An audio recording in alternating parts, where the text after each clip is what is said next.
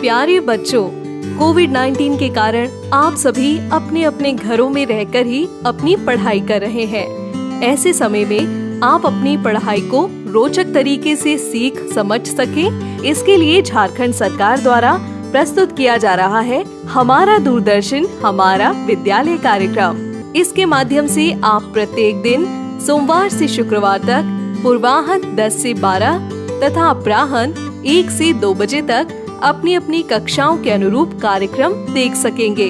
अब पढ़ाई नहीं रुकेगी। स्कूली शिक्षा एवं साक्षरता विभाग झारखंड।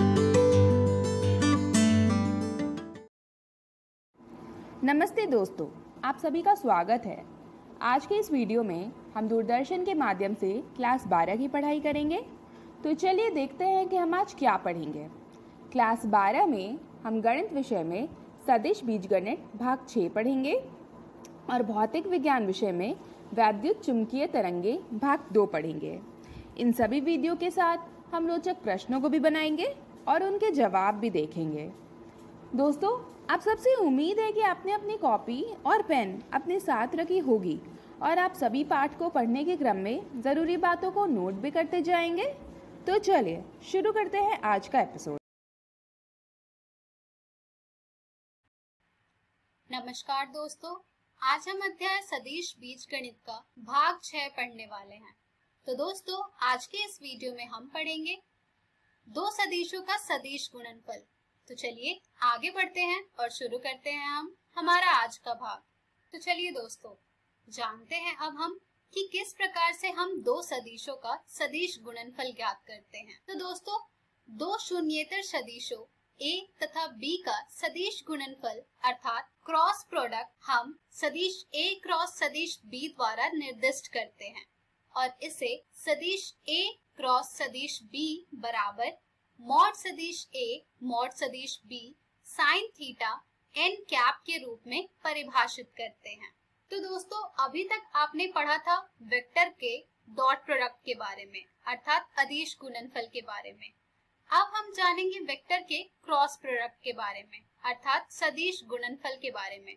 तो यहाँ पर आपने जो सबसे पहला डिफरेंस देखा है वो है कि दो वेक्टर के जो साइन है अर्थात जो प्रोडक्ट हम यहाँ पर ज्ञात कर रहे हैं उनके जो सिंबल हैं वो चेंज हो रहे हैं। अभी तक हमने डॉट प्रोडक्ट फाइंड किया था, अब हम उनका क्रॉस प्रोडक्ट फाइंड करेंगे। तो क्रॉस प्रोडक्ट फाइंड करने का जो फॉर्मूला होता है वो होता है mod A vector mod B vector sine theta n cap. Sine theta जैसा कि आप सब जानते हैं थीटा पर डिपेंड कर रही होगी और जो n कैप यहाँ पर आपको दिख रहा है ये n कैप डिनोट कर रहा है उन दोनों वेक्टर से बन रहे डायरेक्शन को। आइए देखते हैं इसे। तो दोस्तों, ये रहे हमारे दोनों वेक्टर, वेक्टर A तथा वेक्टर B। जैसा कि आप सब देख पा रहे हैं यहाँ पर इन दोनों के बीच में जो एंगल बन रहा है वो है थीटा। अब यहाँ पर प्रश्न ये उठता है कि हम इनका डायरेक्शन कैसे बता पाएंगे।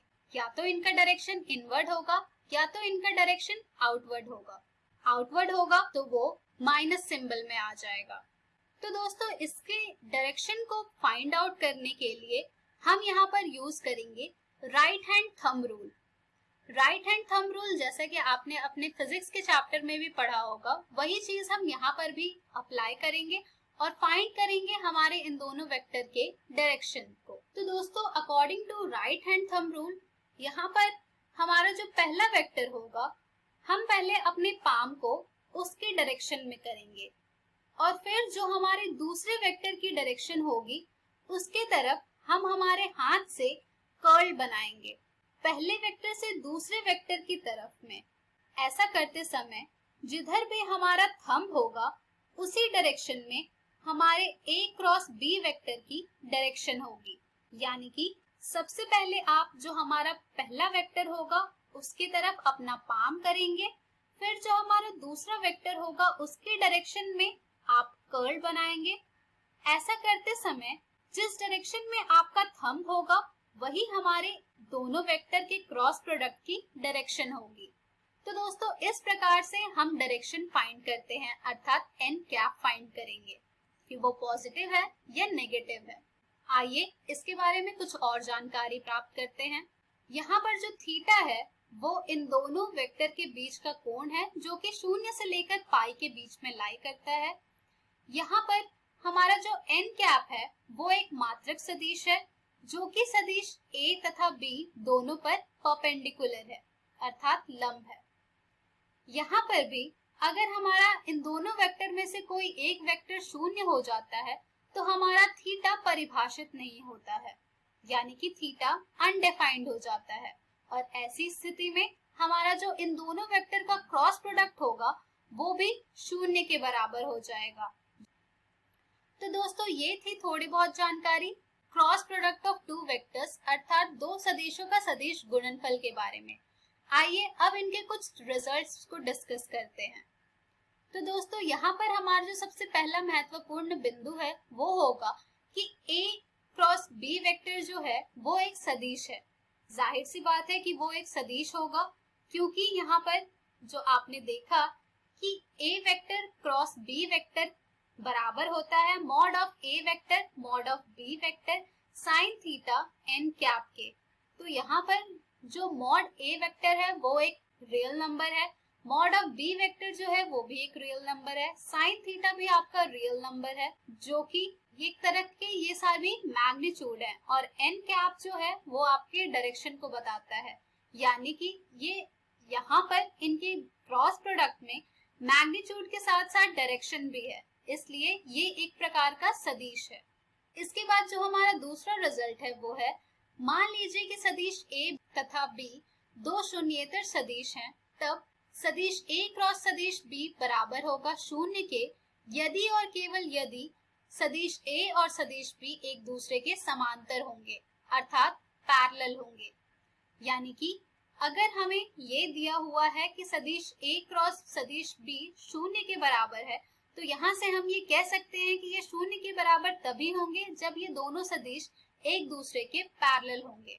इसके बाद हमारा जो अगला रिजल्ट है वो कहता है कि अगर सदिश A का क्रॉस प्रोडक्ट आप सदिश A के साथ ज्ञात कर रहे हैं और वो आपको 0 प्राप्त हो रहा है तो इस स्थिति में हमारा जो थीटा होगा वो 0 के बराबर होगा। और इसी प्रकार से अगर आप सदिश A का क्रॉस प्रोडक्ट ज्ञात कर रहे हैं नेगेटिव ऑफ सदिश A से और वो आपको 0 प्राप्त हो रहा है तो इस स्थिति में आपका जो थीटा होगा वो पाई के बराबर होगा। और दोस्तों इन दोनों स्थिति में हमारा जो साइन थीटा का मान होगा वो 0 हो जाता है। अब अगर हमारे थीटा की वैल्यू पाई बाय 2 है तो यहाँ से हमें ये प्राप्त होगा कि हमारा जो A vector cross B vector है ये बराबर हो जाएगा mod of A vector mod of B vector के, क्योंकि हमारा थीटा पाई बाय 2 है जो कि 1 के बराबर होता है। इसके बाद हमारा जो अगला रिजल्ट है इसे आप बहुत ही ध्यान से देखें क्योंकि ये बहुत ही इम्पोर्टेंट रोल प्ले करेगा आपको क्रॉस प्रोडक्ट किन्हीं दो वेक्टर का फाइंड करने में। तो दोस्तों जब आप i cap cross i cap find करेंगे या j cross j cap find करेंगे या k cross k cap find करेंगे तो वो आपको 0 के बराबर प्राप्त होगा। लेकिन जब आप i cap cross j cap find करेंगे तो वो आपको k के बराबर प्राप्त होगा। इसी प्रकार से जब आप j cap cross k cap find करेंगे तो वो आपको i कैप के बराबर प्राप्त होगा। इसी प्रकार से जब आप k cap cross i cap find करेंगे तो वो आपको j कैप के बराबर प्राप्त होगा। और ऐसा आप याद रखने के लिए i j k को अगर आप एंटी क्लॉकवाइज डायरेक्शन में घुमा करके देखेंगे तो वो आपको वही वैल्यूज देंगे जो कि यहाँ पर लिखी गई है। और अगर आप इनकी वैल्यू क्लॉकवाइज में फाइंड करेंगे तो आपको इनकी नेगेटिव वैल्यू मिलेगी। तो दोस्तों ये जो रिजल्ट है इसे आप जरूर अपने ध्यान में रखें और इसे अच्छी तरह से ध्यान में रखने के लिए आप ये जो इमेज आपको स्क्रीन पर दिखाया जा रहा है इसका प्रयोग करें और इसे यूज करें क्वेश्चन को सॉल्व करने के वक्त। चलिए अब हम बढ़ते हैं हमारे अगले रिजल्ट की ओर जो कि कह रहा है दो सदिश के बीच के कोण के बारे में। तो दोस्तों अगर कोई दो सदिश है मान लीजिए A और B और उनके बीच का कोण आपको ज्ञात करना है तो वो आप ज्ञात करेंगे using the formula sin theta is equals to mod of vector A cross vector B upon mod of vector A mod of vector B, जहां से आपको थीटा की वैल्यू मिल जाएगी साइन प्रतिलोम mod A vector cross B vector upon mod A vector mod B vector. तो दोस्तों इन दोनों के बीच का कोण फाइंड करने का जो सूत्र है इसे आप जरूर अपने ध्यान में रखें। दोस्तों अब हम कुछ और रिजल्ट देखेंगे जो कि है कि सदिश गुणनफल जो होता है वो क्रम विनिमय नहीं होता, यानी कि क्यूमुलेटिव लॉ को ये फॉलो नहीं करता है। क्योंकि मान लीजिए आपने कोई दो सदिश लिया है ए और बी, आप उनका क्रॉस प्रोडक्ट फाइंड करेंगे तो आपको वो उसी के बराबर नहीं प्राप्त होगा जब आप बी क्रॉस ए वेक्टर का प्रोडक्ट फाइंड करेंगे। तो आप चाहे तो कोई एक उदाहरण लेकर इसे स्पष्ट कर सकते हैं। इसके बाद जो हमारा अगला रिजल्ट है वो है कि आपको जे कैप क्रॉस आई कैप प्राप्त होगा माइनस के कैप। इसी प्रकार से के कैप क्रॉस जे कैप आपको प्राप्त होगा माइनस आई कैप। इसी तरह से आपको आई कैप क्रॉस के कैप प्राप्त होगा माइनस जे कैप। जैसा कि मैंने आपको अभी इससे पहले बताया था कि जब आप इसके क्लॉकवाइज डायरेक्शन में घूमेंगे, जो इमेज आपको दिखाई गई थी उसमें आपको इनकी नेगेटिव वैल्यूज मिलेगी, जिसका कि आप यूज करेंगे इनका क्रॉस प्रोडक्ट फाइंड करने में कि अगर आपको जे कैप क्रॉस आई कैप मिल रहा है तो वहां पर आप माइनस के कैप लिखें। इसी तरह से आप फर्दर अगर आपको के कैप क्रॉस जे कैप प्राप्त हो रहा है तो वहां पर उनकी वैल्यू आप माइनस आई कैप लिखें। इसी तरह से अगर आपको आई कैप क्रॉस के कैप प्राप्त हो रहा है तो उनकी जगह पर आप माइनस जे कैप लिखें। इसके बाद हमारा अगला रिजल्ट कहता है कि यदि सदिश ए और सदिश बी त्रिभुज के संलग्न भुजाओं को निरूपित करते हैं तो त्रिभुज का क्षेत्रफल 1/2 मॉड सदिश ए क्रॉस सदिश बी के रूप में प्राप्त होता है। यानी कि अगर आपको दो सदिश त्रिभुज की संलग्न भुजाओं के रूप में निरूपित करते हुए प्राप्त हो रहे हैं तो आप उससे त्रिभुज का क्षेत्रफल भी ज्ञात कर सकते हैं बड़े ही आसानी से using the formula 1/2 mod vector A cross vector B से। इसी तरह से अगर आपको एक पैरेललोग्राम दिया हुआ होता है तो उसका भी आप क्षेत्रफल इसी फॉर्मूला का डबल करके फाइंड कर सकते हैं, जो कि आपको प्राप्त होगा mod A vector cross mod B vector, जो कि यहाँ पर लिखा हुआ है। तो दोस्तों ये थी कुछ बेसिक जानकारी दो सदिशों का सदिश गुणनफल के बारे में।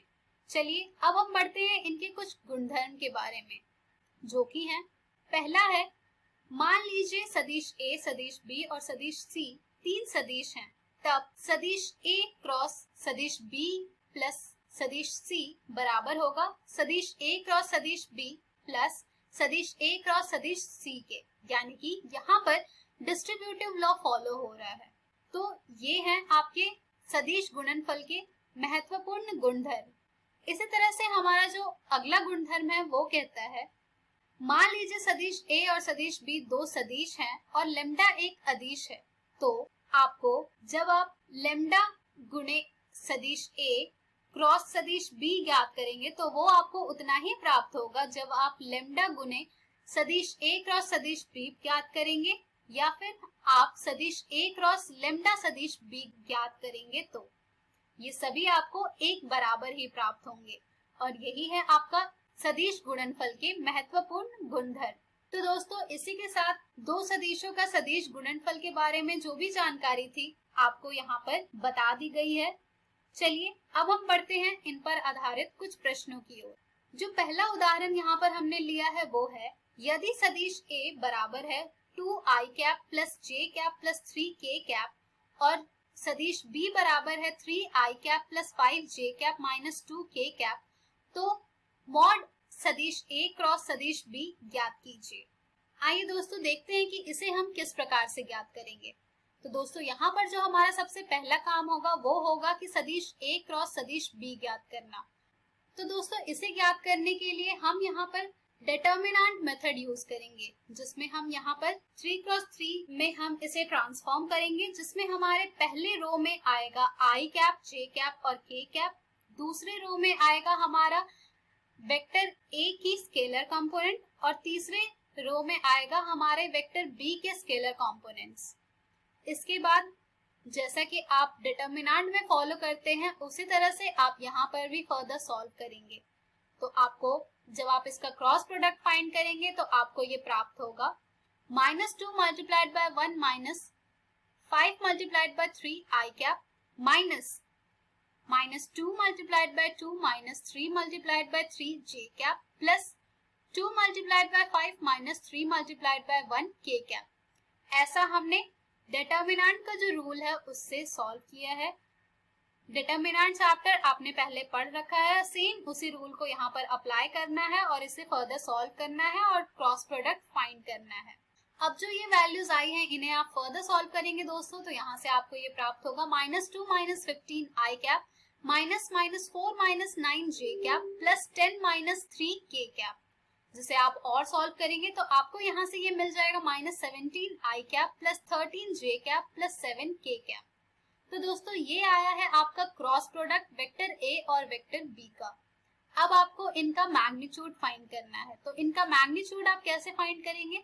तो दोस्तों इनका मैग्नीट्यूड आप फाइंड करेंगे using the formula under root -17 square plus 13 square plus 7 square, यानी कि जो आपका इनका प्रोडक्ट आया है उसके स्केलर कंपोनेंट्स का स्क्वायर करके उन्हें ऐड करके फिर उनका स्क्वायर रूट फाइंड करना है। तो इसे आप फर्दर सॉल्व करेंगे तो यहाँ से ये आपको मिल जाएगा अंडर रूट 289 प्लस 169 प्लस 49। जिसे आप फर्दर सॉल्व करेंगे तो आपको इनका मैग्नीट्यूड मिल जाएगा अंडर रूट 507। तो दोस्तों देखा आपने कि किस तरह से हमने mod vector a cross vector b find किया है। चलिए अब हम बढ़ते हैं हमारे अगले उदाहरण की ओर, जो कि है सदिश a योग सदिश b और सदिश a घटा सदिश b में से प्रत्येक के लंबवत मात्रक सदिश ज्ञात कीजिए, जहां सदिश a बराबर है i cap plus j cap plus k cap और सदिश b बराबर है i cap plus 2j cap minus 3k cap के। तो दोस्तों चलिए देखते हैं कि इस प्रश्न को हम किस तरह से हल करेंगे। सबसे पहले हम हमारा जो सदिश a है वो लिख लेते हैं और सदिश b जो है वो लिख लेते हैं। इसके बाद हम ज्ञात करेंगे इन दोनों का योग, फिर हम ज्ञात करेंगे इन दोनों का अंतर। तो दोस्तों जब आप इन दोनों वेक्टर का सम फाइंड करेंगे तो आपको प्राप्त होगा 2i cap plus 3j cap plus 4k cap, और जब आप इन दोनों वेक्टर का डिफरेंस फाइंड करेंगे तो आपको प्राप्त होगा -j cap minus 2k cap. तो दोस्तों जब आपने इन दोनों का योग तथा अंतर ज्ञात कर लिया है सदिशों का, तो चलिए अब हम बढ़ते हैं इनके अगले स्टेप की ओर, जो कि कह रही है इस प्रश्न में। तो चलिए इनका क्रॉस प्रोडक्ट ज्ञात करते हैं। तो इनका क्रॉस प्रोडक्ट हम फाइंड करेंगे कुछ इस प्रकार से, जो कि हम डिटर्मिनेंट मेथड से ही ज्ञात करेंगे। तो हमें यहाँ पर ये प्राप्त होगा इनका cross product -2i cap plus 4j cap minus 2k cap, जिसे हम यहाँ पर c वेक्टर मान ले रहे हैं। अब इसके बाद हमें मात्रक सदिश ज्ञात करना है, अर्थात इसका यूनिट वेक्टर फाइंड करना है। तो यूनिट वेक्टर फाइंड करने का जो फॉर्मूला है दोस्तों वो होता है c vector upon modulus of c vector. तो चलिए पहले हम mod of c vector find करते हैं। Mod of c vector is equals to under root -2 square plus 4 square plus -2 square which is equals to under root 4 plus 16 plus 4। जिसे आप further solve करेंगे तो आपको ये मिल जाएगा अंडर रूट 24। इसके बाद यहाँ से आपको आपका अभिष्ट मात्रक सदिश मिल जाएगा, जो कि आपका बराबर होगा c vector upon mod of c vector के, जिसमें आप जब इनकी वैल्यू सब्स्टिट्यूट करेंगे तो आपको ये मिल जाएगा -2i cap plus 4j cap minus 2k cap upon under root 24, यानी कि -2 upon under root 24 i cap plus 4 upon under root 24 j cap minus 2k cap upon under root 24। तो देखा आपने दोस्तों कि किस प्रकार से हम यहाँ पर मात्रक सदिश ज्ञात करते हैं। तो इस तरह के और भी प्रश्न आपको आपकी एनसीईआरटी पुस्तक में मिल जाएंगे, जिन्हें आप जरूर हल करें। तो दोस्तों आज के इस वीडियो में हमने सीखा दो सदिशों का सदिश गुणनफल। हम हमारी अगली वीडियो में जानेंगे प्रैक्टिस क्वेश्चंस। धन्यवाद।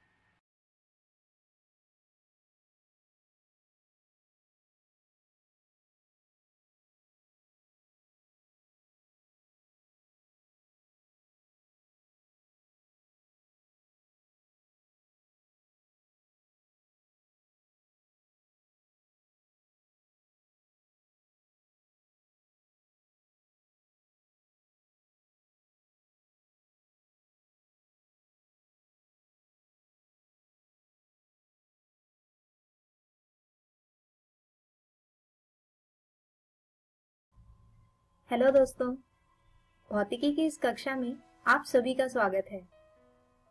दोस्तों, आज के हमारे इस वीडियो में हम बात करेंगे अध्याय 8 वैद्युत चुंबकीय तरंगों के दूसरे भाग की। इस भाग में हम समझेंगे वैद्युत चुंबकीय तरंगों की प्रकृति और वैद्युत चुंबकीय स्पेक्ट्रम को। तो आइए आज के वीडियो को शुरू करते हैं और एक एक कर जानते हैं वैद्युत चुंबकीय तरंगों की प्रकृति को।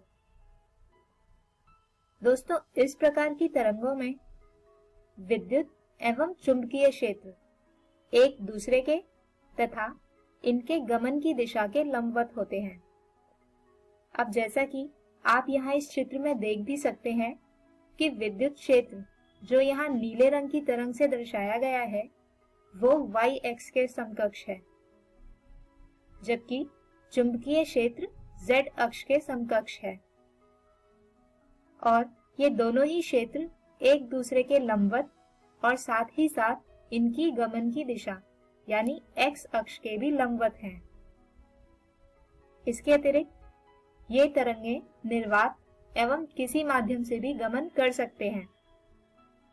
निर्वात में इनकी चाल को c से दर्शाया जाता है, जिसका मान होता है 1/√μ0ε0 और जो बराबर होता है 3 × 10⁸ मीटर प्रति सेकंड के।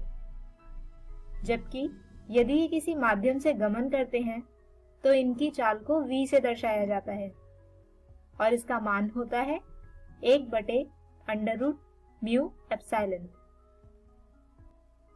इसके अतिरिक्त इन तरंगों में विद्युतीय एवं चुंबकीय क्षेत्र का अनुपात अचर होता है, जो तरंग के वेग के बराबर होता है।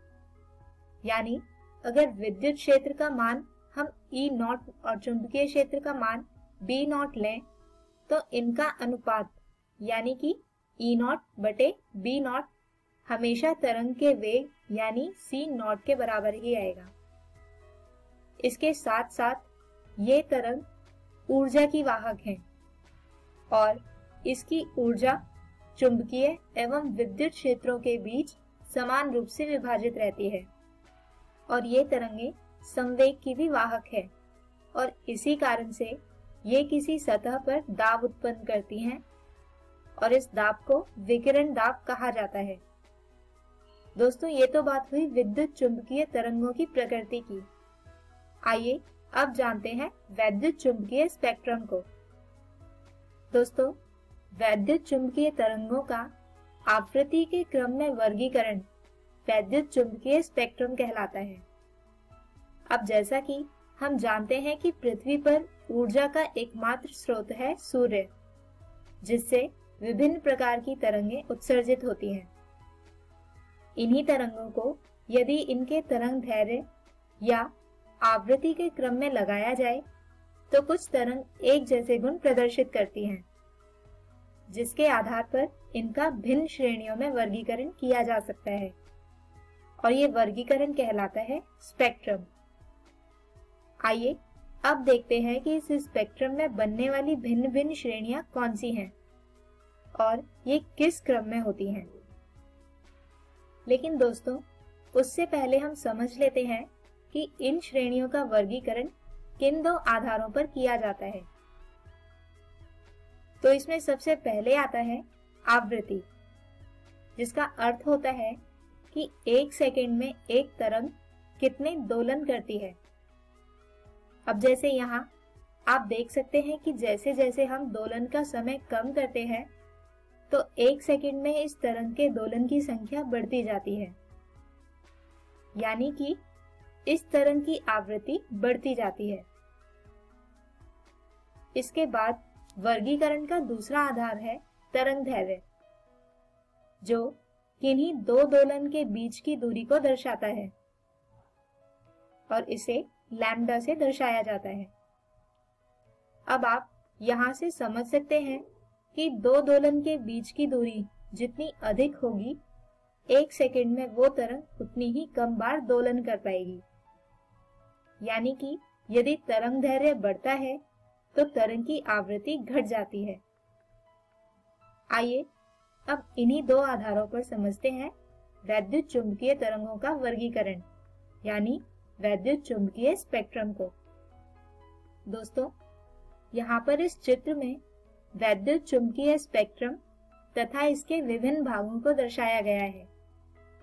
स्पेक्ट्रम के ये विभिन्न भाग आवृत्ति के अनुरूप बाईं से दाईं ओर बढ़ते क्रम में दर्शाए गए हैं, जिसमें सबसे पहले आती है रेडियो तरंगें, जिनकी आवृत्ति सबसे कम है। इसके बाद आती है सूक्ष्म या माइक्रो तरंगें, फिर आती हैं अवरक्त तरंगें।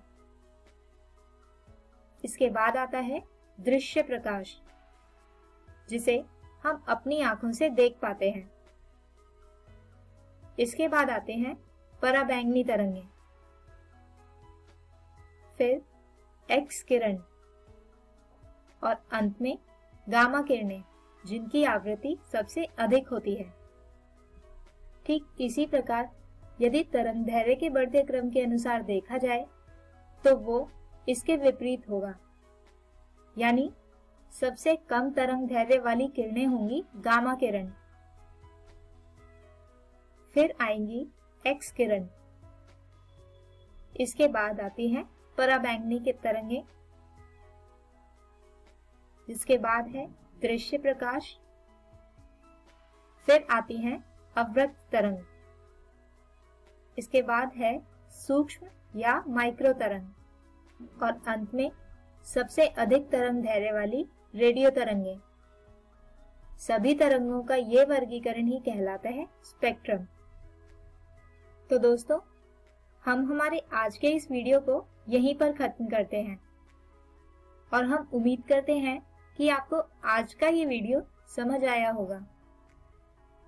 हमारे आज के इस वीडियो में हमने समझा वैद्युत चुंबकीय तरंगों के प्रकृति को, जिसके बाद हमने जाना वैद्युत चुंबकीय स्पेक्ट्रम और इसके विभिन्न भागों को। अगले वीडियो में हम बात करेंगे इसी अध्याय के अगले भाग की, जिसमें हम समझेंगे स्पेक्ट्रम के इन्हीं भागों के गुण तथा इनके हमारी रोजाना की जिंदगी में उपयोगों को।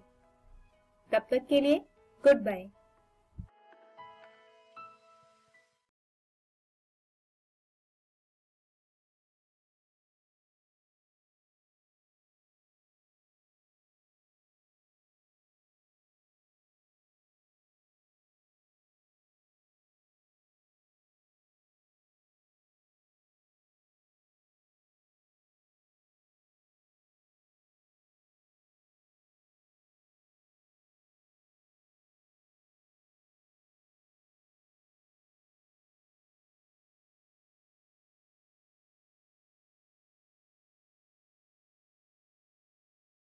हेलो दोस्तों, आशा है आप सबको आज पाठ पढ़ के बहुत मज़ा आया होगा।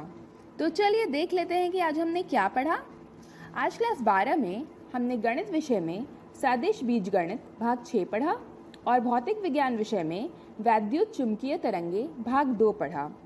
इन सभी वीडियो के साथ हमने रोचक प्रश्नों को भी बनाया। इस प्रसारण से संबंधित सुझाव, अपने प्रश्न इत्यादि आप हमें jcerg@gmail.com तथा टोल फ्री नंबर 1800 5728 585 पर संपर्क कर सकते हैं।